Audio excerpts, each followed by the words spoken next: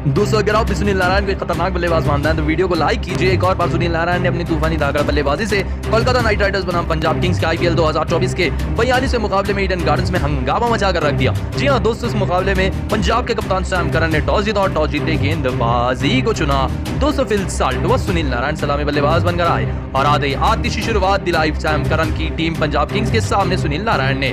दोस्तों सुनील नारायण ने वैसी बल्लेबाजी की जैसे कि उन्होंने आरसीबी और राजस्थान के खिलाफ की थी। मैदान के हर कोने पर चौका, हर कोने पर छक्का नजर आ रहा था। पावर प्ले में ही बन गए थे 90 रन, 10 ओवर में बन गए थे पूरे 150 रन। दोस्तों मैदान के हर कोने पर चौका छक्का लगाते हुए अपने बेहतरीन अर्धशतक तक पहुंच गए सुनील नारायण सिर्फ 23 गेंदों में 180 के स्ट्राइक रेट से। उनके साथ फील्ड साल्ट ने भी ताबड़तोड़ बल्लेबाजी के सिर्फ 24 गेंदों पर इन्होंने भी अपना अर्धशतक पूरा कर लिया। दोस्तों आप सभी को बता दें खतरनाक बल्लेबाजी कर रहे थे सुनील नारायण। 71 रन तक पहुंच चुके थे 31 गेंदों में 220 के स्ट्राइक रेट से खतरनाक बल्लेबाजी कर रहे थे। तब जाकर राहुल चहर की इस गेंद पर एक और छक्का लगाने की चाह में सीधा फील्डर को कैच दे बैठे। 10 ओवर में ही 140 के पार चली गई थी केकेआर की टीम। 71 रन बनाए सुनील नारायण ने सिर्फ 32 गेंदों में 4 छक्के और 9 चौके जड़कर। लेकिन दोस्तों सुनील नारायण की खतरनाक बल्लेबाजी को दोस्तों अगर आप भी रजत पाटीदार को एक लाजवाब खिलाड़ी मानते हैं तो वीडियो को लाइक कीजिए। दोस्तों एक और बार रजत पाटीदार का तूफान आया आज सनराइजर्स बनाम रॉयल चैलेंजर्स बैंगलोर के आईपीएल 2024 के 41वें मुकाबले में, जिसने आरसीबी में टॉस जीतकर पहले बल्लेबाजी को चुना। फाफ डु प्लेसिस ने शुरुआत आरसीबी की अच्छी हुई, लेकिन फाफ डु प्लेसिस कप्तान 25 रन बनाकर 12 गेंदों में आउट हुए।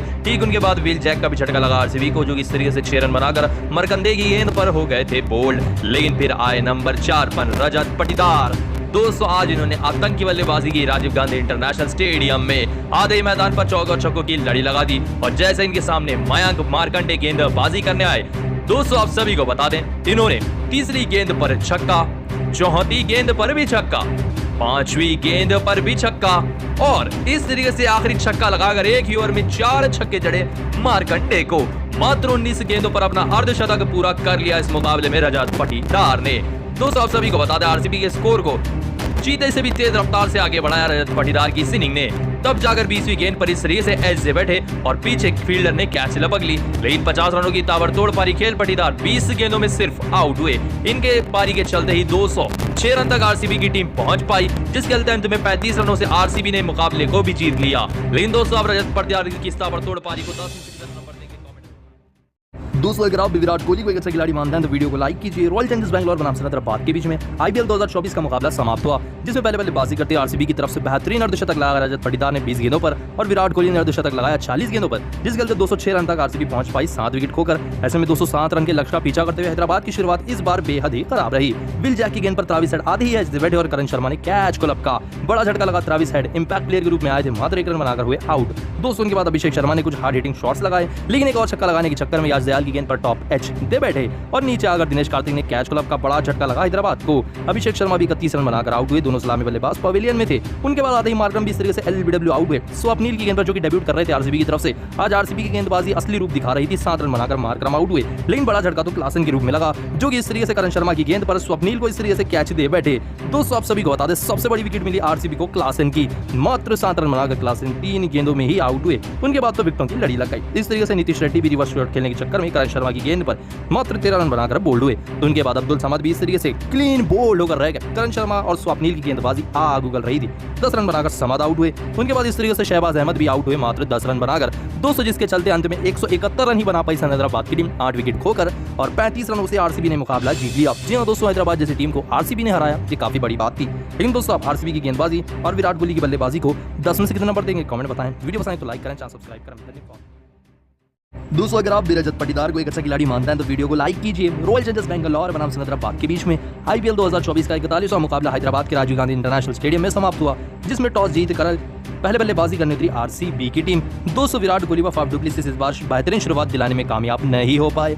दोस्तों इस तरीके से टॉप एज दे बैठे अपनी गेंद का फाफ डु प्लेसिस 25 रन बनाकर इस तरीके से सीधा मार्करम के हाथों में कैच देकर आउट हुए।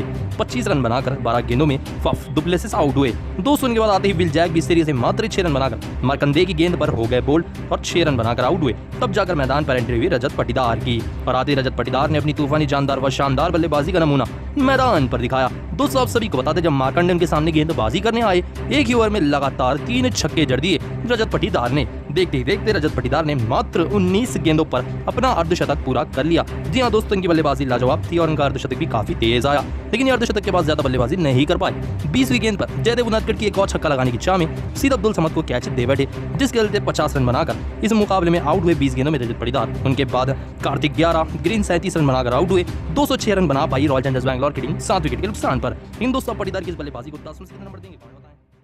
दोस्तों अगर आप शुभमन गिल को एक अच्छा कप्तान मानते हैं तो वीडियो को लाइक कीजिए। दिल्ली कैपिटल्स बनाम गुजरात टाइटंस के बीच में आईपीएल 2024 का 40वां मुकाबला भी समाप्त हुआ, जिसमें शुभमन गिल ने टॉस जीता और गेंदबाजी को चुना। पहले बल्लेबाजी करते हुए दिल्ली की तरफ से बल्लेबाजी ताबड़तोड़ हुई। कप्तान ऋषभ पंत द्वारा 82 रनों की नाबाद पारी खेली और 224 रन जैसे विशाल लक्ष्य तक दिल्ली की टीम को पहुंचाया 4 विकेट के नुकसान पर। इतने टारगेट का पीछा करते हुए शुभमन गिल ने शुरुआत बेहद ही खराब दिलाई। नॉर्थिया की गेंद पर खुद ही छक्का लगाने की चाह में सीधा फील्डर के हाथों में मार बैठे गेंद कुछ इस तरीके से शुभमन गिल कप्तान आउट हुए, मात्र 6 रन बनाकर इतने बड़े रन चेस में।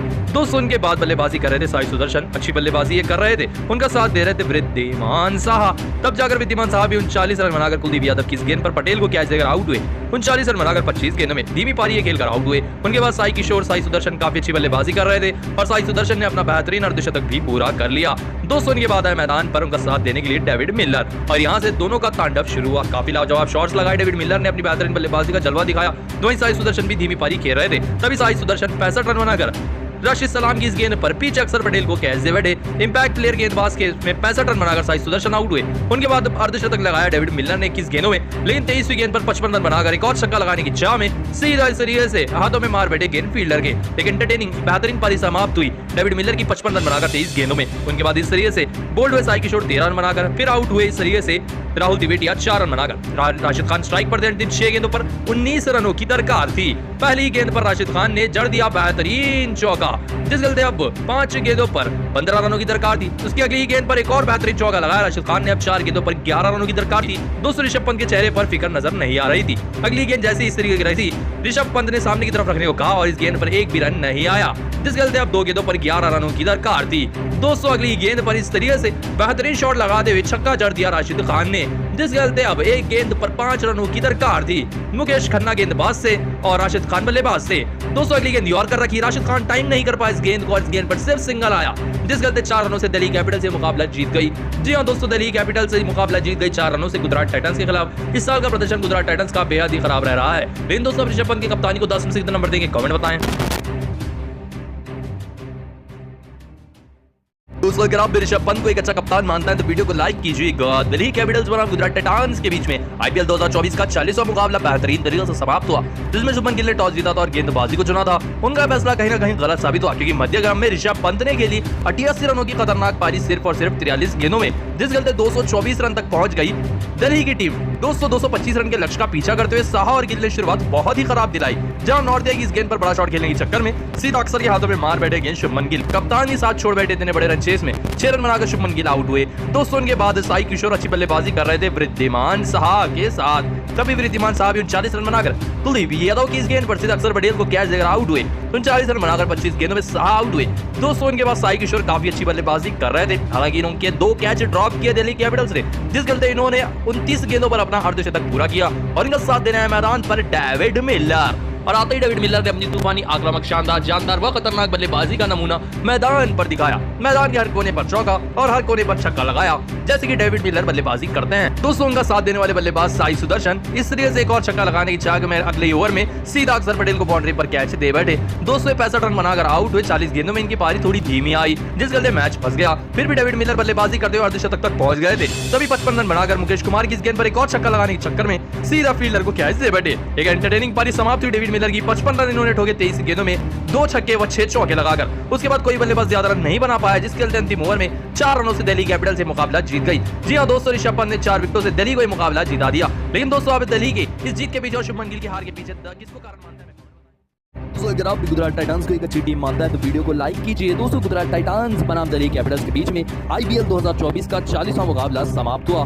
दोस्तों इस मुकाबले में जब पहले बल्लेबाजी करने उतरी दिल्ली कैपिटल्स की टीम, ताबड़तोड़ बल्लेबाजी हो रही थी मध्यक्रम में ऋषभ पंत और ट्रिस्टन स्टब्स द्वारा। दोस्तों शुरुआत से ही मोहित शर्मा जो की गेंदबाज है गुजरात टाइटंस के, वो खराब गेंदबाजी कर रहे थे। उनकी इकोनॉमी लगभग 15 के पार ही चल रही थी, लेकिन अंतिम ओवरों में जब ऋषभ पंत और ट्रिस्टन स्टब्स ने मैदान पर हाहाकार बल्लेबाजी करना शुरू किया तो उनकी इकोनॉमी सबसे ज्यादा बढ़ गई। दोस्तों अपने 4 ओवर में 73 रन दिए मोहित शर्मा ने और एक भी विकेट नहीं निकाली।